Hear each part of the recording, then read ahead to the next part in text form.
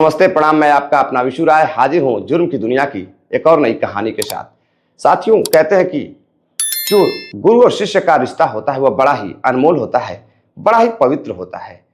गुरु के बिन ज्ञान कहाँ। लेकिन आज एक जो कहानी मैं आपको सुनाने जा रहा हूँ, इस कहानी में एक गुरु अपने गुरु और शिष्य के रिश्ते को शर्मसार कर देता है। मैं बात कर रहा हूँ झारखंड की। झारखंड के कोडरमा में एक थाना लगता है, डोमचांच थाना। डोमचांच थाना के अंतर्गत एक क्षेत्र लगता है डाव रोड। डाव रोड पर रहने वाला एक निवासी जिसका नाम सुनील कुमार रहता है। सुनील कुमार ऐसे से दुकानदार रहते हैं और खेती बाड़ी भी देखा करते थे। उनकी एक बेहद ही खूबसूरत लड़की रहती है जिसका नाम सोनाली रहता है। सोनाली महज 21 से 22 साल सोनाली की उम्र रहती है और सोनाली का जो घर का नाम रहता है वो सोनी रहता है। घर पर लोग उसे प्यार से सोनी बुलाते थे। सोनी बेहद ही खूबसूरत रहती है। एक दिन 21 मार्च को सोनी घर से बाहर किसी काम से जाती है। अब शाम हो जाती है लेकिन सोनी घर पर नहीं लौटती है। अब घर पर उसके पिताजी, उसकी माँ परेशान होने लगते हैं कि आखिर सोनी कहाँ चली गई। अब घर वाले जब सोनी के फोन पर फोन करते हैं तो फोन स्विच ऑफ आ रहा था। अब सुनील परेशान होने लगता है कि आखिर सोनाली चली कहाँ गई। घर से बाहर गई थी और यह बता के गई थी कि शाम तक वह घर आ जाएगी। अब घर वाले जब परेशान होते हैं तो आसपास के लोगों से पूछताछ करते हैं लेकिन सोनी का कुछ पता नहीं चलता है। अब सुनील गांव से बाहर जाकर चट्टी चौराहों पर लोगों से पूछताछ करते हैं लेकिन कहीं भी सोनाली के बारे में कुछ पता नहीं चल रहा था। अब 2 दिन गुजर जाते हैं। रिश्तेदारियों में पूछताछ करता है सुनील, आसपास के लोगों से, उसके दोस्तों से पूछताछ करता है। वहीं उसके घर एक ट्यूशन टीचर जिसका नाम दीपक रहता है। दीपक भी उसके घर ट्यूशन देने के लिए आता था। उससे भी बातचीत करता है सुनील तो पता चलता है कि उसका लड़की के बारे में वो कुछ नहीं जानता है और उसकी तबीयत आजकल खराब चल रही है, इसलिए वह 1-2 रोज से पढ़ाने के लिए भी नहीं आ रहा है। अब इधर सुनील परेशान होने लगता है। देखते देखते 24 मार्च आ जाता है।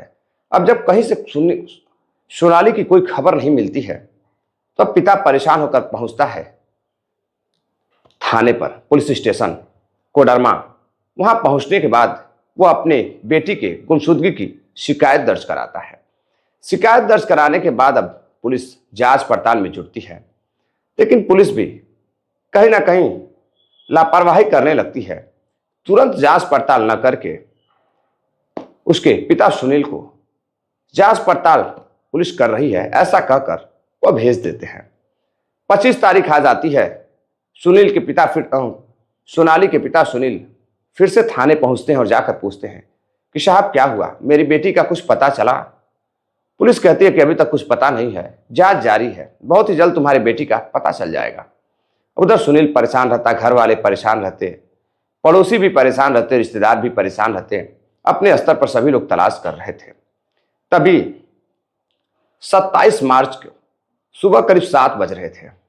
एक जगह लगती है नीरू पहाड़ी। नीरू पहाड़ी के पास एक बहुत बड़ी खदान है। उस खदान के पास बहुत बड़ा तालाब है। अब उसी खदान के तालाब में एक व्यक्ति सुबह सुबह करीब 7 बजे उधर से गुजर रहा था। तभी वह देखता है कि तालाब के पास एक बोरी जो तैरती हुई नजर आ रही है और बोरी बंद थी। अब वह व्यक्ति सोचता है कि आखिर इस पहाड़ जैसे एरिया में, इस खदान के पास आखिर बंद बोरी में क्या है, बोरी तालाब में क्या कर रही है, तैर क्यों रही है। अब उसे कुछ शक होता है। वह उस बोरी के पास जाता है और जाकर देखता है तो अब वह सन्न रह जाता है।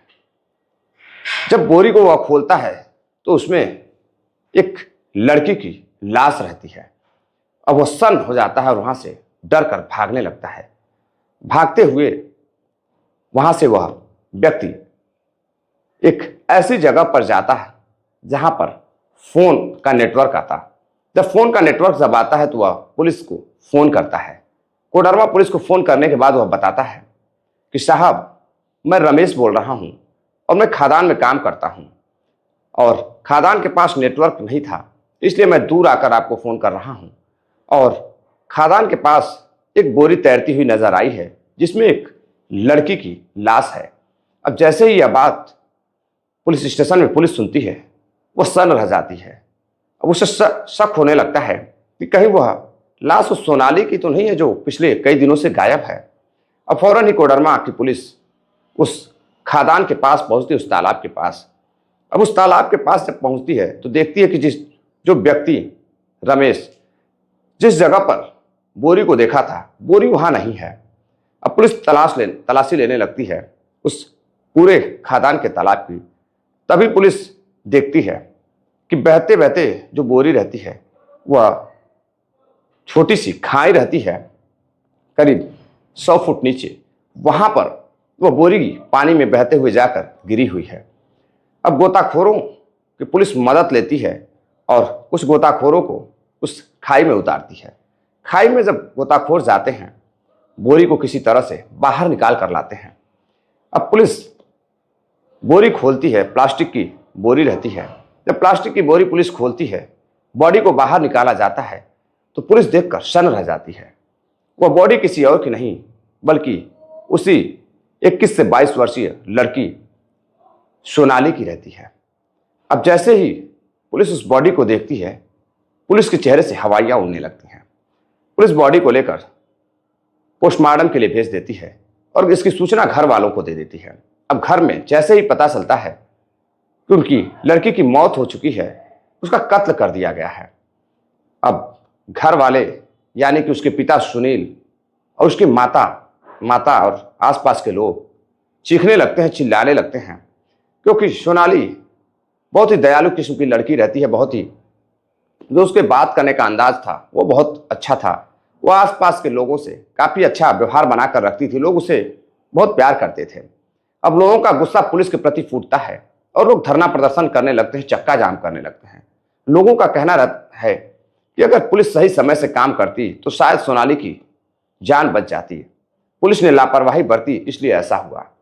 अब उधर पोस्टमार्टम रिपोर्ट जब आती है तो पता चलता है कि जो सोनाली है उसके गले पर किसी पतले तार के निशान है जिससे गला दबाकर उसकी हत्या की गई थी। अब घर वालों को बॉडी सौंप दी जाती है। घर वाले सोनाली की बॉडी को लेकर जाते हैं, ले जाकर दाह संस्कार करते हैं।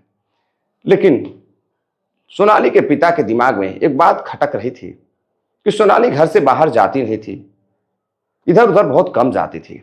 पढ़ाई के लिए सिर्फ वह जाती थी, किसी से उसकी कोई दुश्मनी नहीं थी और किसी से बहुत ज्यादा बातें भी नहीं करती थी। लेकिन उसका कत्ल इतनी बेरहमी से किसने किया होगा? सुनील अपने स्तर पर जांच पड़ताल कर रहा था, एक पिता। अब पुलिस जांच पड़ताल में अब जुट चुकी थी क्योंकि यह बात ऊपर अधिकारियों तक पहुंच चुकी थी। अब अधिकारियों के दबाव में पुलिस काम करने लगती है और अब पुलिस उसके घर वालों से पूछताछ करती है, कौन आता था, कौन जाता था।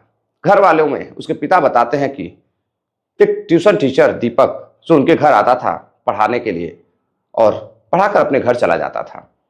अब ट्यूशन टीचर पर किसी को शक नहीं होता है। ट्यूशन टीचर को भी पुलिस बुलाती है, दीपक से पूछताछ करती है।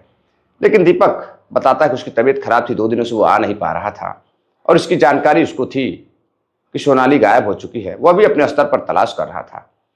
अब पुलिस मार्केट में जहां वह सामान वगैरह लेने के लिए जाती थी, वहां जाकर लोगों से पूछताछ करती है। तभी एक व्यक्ति पुलिस को बताता है कि साहब, ये जो लड़की है ये एक दिन किसी टाटा सूमो में बैठकर 3-4 लोगों के साथ जा रही थी और जिधर इसकी लाश मिली है उसी जंगल की तरफ, जो जगह है नीरू पहाड़ी की तरफ ही यह जा रही थी। अब पुलिस उस रास्ते पर लगे हुए कैमरे की तलाशी लेती है, लेकिन उस रास्ते पर कोई कैमरा, पुलिस यह सोच के निकलती है कि शायद कोई कैमरा आसपास मिल जाए, लेकिन पुलिस को कोई कैमरा वगैरह वहां दिखाई नहीं देता है, जंगली एरिया रहता है। अब पुलिस उस लड़की की कॉल डिटेल्स निकालती है। उसका फोन की कॉल डिटेल्स जब निकालती है तो पता चलता है कि अक्सर कर उसकी सोनाली की उसके ट्यूशन टीचर दीपक से ही बातचीत होती थी। अब पुलिस शक के बुनियाद पर दीपक को बुलाती है और दीपक से पूछताछ करती है। तभी दीपक टूट जाता है और दीपक टूटने के बाद एक ऐसी बात बताता है जो कि सुनने के बाद पुलिस वाले और उसके घर वाले लड़की के दंग रह जाते हैं, हैरान रह जाते हैं। साथियों, इस कहानी को समझने के लिए चल रहा होगा कुछ साल पीछे, करीब 1 से 1.5 साल पीछे। जो सोनाली रहती है वह बेहद ही खूबसूरत और पढ़ाई लिखाई में काफ़ी तेज तर्रार रहती है, लेकिन एक सब्जेक्ट उसका काफ़ी कमज़ोर रहता है। अब उसी के लिए वह ट्यूशन तलाश रही थी। वह सोच रही थी कि एक अच्छी कोचिंग मिल जाए और एक अच्छी कोचिंग में वह कोचिंग करे और उस सब्जेक्ट को मजबूत करे। अब एक दिन बैठकर घर पर वह रोने लगती है। उसका एक सब्जेक्ट बहुत ही कमज़ोर है, आखिर वो पास कैसे होगी उस सब्जेक्ट में। तभी उसके पिताजी सुनील कुमार उसे कहते हैं कि बेटा, एक मेरी जानकारी में टीचर है जो कि बहुत अच्छा पढ़ाता है, मैं उससे बोलता हूँ तुम्हें घर पर ही आकर पढ़ा दिया करेगा। अब सुनील कुमार दीपक से मिलते हैं। दीपक जो कि थोड़ा सा दिव्यांग रहता है, और दीपक से मिलने के बाद उसके पिताजी बताते हैं कि उनकी एक लड़की है। दीपक की उम्र करीब 25 से 26 साल रहती है। अब एक युवा ट्यूशन टीचर से सुनील की मुलाकात होती है, बातचीत होती है। दीपक पढ़ाने के लिए तैयार हो जाता है। अब दीपक उसके घर पर सोनाली के घर जाता है और पहले दिन जब कोचिंग पढ़ाता है तो वह लड़की को देखता रहता है। जो सोनाली की खूबसूरती थी वो उसे पसंद आने लगी थी। उसकी बात करने का तरीका, उसकी मीठी आवाज़ को सुनकर दीपक अब बर्दाश्त नहीं कर पा रहा था। अब कई दिनों तक दीपक उसे पढ़ाता रहा और बातचीत करते करते अब धीरे धीरे दोनों में दोस्ती हो जाती है। दीपक और सोनाली दोनों एक दूसरे के अच्छे दोस्त हो जाते हैं। दोस्त की तरह बातचीत करते, दोस्त की तरह रहते, और जब भी कोई भी सवाल फंसता तो सोनाली फ़ोन पर ही दीपक से बातचीत कर उस सवाल को सॉल्व कर लिया करती थी। फ़ोन पर बातें दोनों की बहुत ही कम होती थी। अब धीरे धीरे 3 से 4 महीने हो जाते हैं। एक दिन दीपक कमरे पर बैठकर जब उसे पढ़ा रहा था तो दीपक सोनाली से कहता है कि देखो, तुम इतनी प्यारी हो, इतनी खूबसूरत हो कि मैं तुम्हें चाहने लगा हूं, और मैं चाहता हूं कि तुम भी हाँ कर दो। लेकिन सोनाली मुस्कुराती है और मुस्कुराते हुए दीपक से कहती है कि देखिए सर, आप मेरे गुरु हैं, मैं आपसे प्यार नहीं कर सकती और मैं आपको प्यार नहीं करती हूँ, मैं आपको एक अच्छा दोस्त समझती हूँ। अब वहाँ पर दीपक का दिल टूट जाता है। फिर वो अपने घर चला जाता है। कुछ दिनों तक फिर आकर पढ़ाता है। फिर दोनों में दोस्ती और गहरी होती जाती है। खुलकर दोनों एक दूसरे से बात करने लगते हैं। अब दीपक को लगता है कि लड़की शायद अब चाहने लगी है। फिर से दीपक कहता है कि सोनाली, मैं तुम्हें बहुत प्यार करता हूँ और मुझे लगता है कि तुम भी मुझे चाहने लगी हो। लेकिन सोनाली मुस्कुरा कर रह जाती है, वह कुछ भी दीपक से नहीं कहती। अब दीपक को लगता है कि अब सोनाली शायद उसे पसंद करने लगी है। धीरे धीरे करीब 6 से 7 महीने गुजर जाते हैं। एक दिन दीपक फिर से जब पढ़ाते हुए सोनाली से बातचीत करता है तो कहता है कि सोनाली, मैं तुमसे शादी करना चाहता हूँ। तभी सोनाली कहती है कि मेरा शादी का कोई मूड नहीं है, मैं आपसे शादी नहीं करना चाहती हूँ। अब दीपक को बुरा लगता है। सोनाली कहती है कि मैं अभी पढ़ना चाहती हूँ और मुझे कुछ पैसे की ज़रूरत है। तो जो शिक्षक रहता है, ट्यूशन टीचर, दीपक कहता है कि देखो, मेरे पास इतने पैसे तो नहीं हैं, लेकिन मैं सोचूंगा तुम्हारे बारे में। अगर तुम मुझसे शादी कर लेती तो शायद मैं कुछ पैसे और इकट्ठा करता और मैं अपने पैसे से तुम्हें पढ़ाता। लेकिन सोनाली कहती है कि नहीं, मैं आपसे शादी नहीं कर सकती, मैं आपको प्यार नहीं करती हूँ, आप मेरे एक बहुत अच्छे दोस्त हैं, मेरे आप गुरु हैं। अब सोनाली मुस्कुराते हुए वहाँ से चली जाती है। करीब 21 मार्च की सुबह जो दीपक रहता है वह फ़ोन करता है सोनाली को और फ़ोन करके कहता है कि देखो, तुम पढ़ाई की बात कर रही थी, तुम्हें कुछ पैसे चाहिए थे, पैसे की व्यवस्था हो गई है। एक काम करो कि तुम अपने डॉक्यूमेंट लेकर तुम अपने चौराहे पे आ जाओ। मैं वहाँ एक गाड़ी पर टाटा सूमो खड़ी है, मैं वहीं पर हूँ, और तुम आ जाओ और मैं तुम्हें लेकर जो नीरू पहाड़ी के आगे एक जगह लगती है जो कि मार्केट जैसा है, वहाँ लेकर चलना है। बैंक पर मैं चलूँगा और वहाँ से तुम्हें कुछ लोन दिलवा दूंगा। अब वो बड़ी खुश होती है। दीपक कहता है कि लोन कम से कम तुम्हें 1 से 1.5 लाख रुपए का मिल जाएगा, तुम्हारी पढ़ाई कई सालों तक अच्छी चलेगी। अब वो बड़ी खुश होती है। खुश होकर घर पर अपने पिताजी से कहती है कि पापा, मैं शाम को जल्दी आ जाऊंगी, मैं मार्केट जा रही हूँ कुछ काम से। अब वहाँ वो चली जाती है। सोनाली छोटे छोटे बच्चों को भी पढ़ाती थी, तो उसे लगता था कि वह थोड़े बहुत लोन भर सकती है और आगे कुछ कर सकती है, ऑफिसर वगैरह बनकर वो उस लोन को चुकता कर देगी, क्योंकि पढ़ने में बेहद तेज तर्रार थी और उसके पिताजी भी उसको पढ़ाना चाहते थे, लेकिन उतना पैसा था नहीं आज की महंगाई के हिसाब से कि वो उसको पढ़ा सकें, और वो किसी तरह से अपना परिवार चलाते थे। अब उधर सोनाली अपने बाजार के चौराहे पे पहुंचती है। वहां से दीपक के साथ 4 लोग और रहते हैं, वह पीछे बैठे रहते हैं और सोनाली को आगे वाली सीट पर बैठने के लिए कहा जाता है। सोनाली आगे बैठती है और कुछ दूर जाने के बाद फिर से दीपक कहता है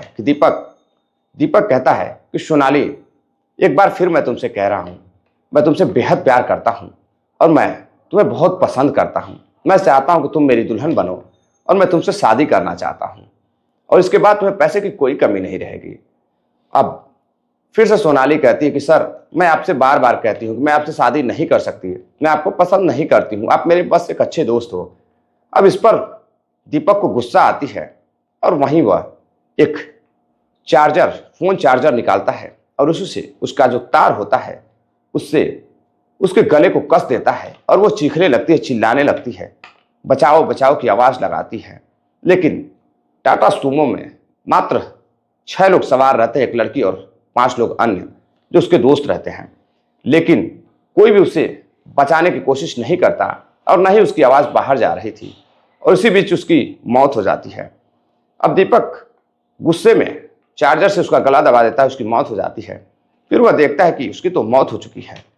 अब वह प्लान बनाता है और प्लान के तहत बाजार से एक दोस्त को भेजता है, वहां से प्लास्टिक की बोरी लाता है और रस्सियां लेकर आता है।